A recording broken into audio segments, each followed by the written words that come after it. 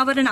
ಅಮಾವಾಸ್ಯೆ ಪ್ರಯುಕ್ತ ಬೆಂಗಳೂರಿನ ಕೆಪಿ ಅಗ್ರಹಾರದ ಶ್ರೀ ಮಲೆ ಮಹದೇಶ್ವರ ಸ್ವಾಮಿಯ ದೇವಸ್ಥಾನದಲ್ಲಿ ಕರ್ನಾಟಕ ವಾಲ್ಮೀಕಿ ನಾಯಕ ಜನಪರ ವೇದಿಕೆ ವತಿಯಿಂದ ಪೂಜೆ ಹಾಗೂ ಪ್ರಸಾದ ವಿತರಣಾ ಕಾರ್ಯಕ್ರಮವನ್ನು ಆಯೋಜನೆ ಮಾಡಲಾಗಿತ್ತು.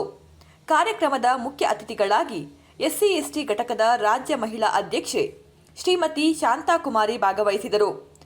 ಈ ಸಂದರ್ಭದಲ್ಲಿ ಮುಂಬರುವ ವಾಲ್ಮೀಕಿ ಜಯಂತಿ ಆಚರಣೆಯ ಕುರಿತು ಚರ್ಚಿಸಲಾಯಿತು. ಕಾರ್ಯಕ್ರಮದಲ್ಲಿ ಸಂಘದ ಎಲ್ಲ ಪದಾಧಿಕಾರಿಗಳು ಹಾಜರಿದ್ದರು.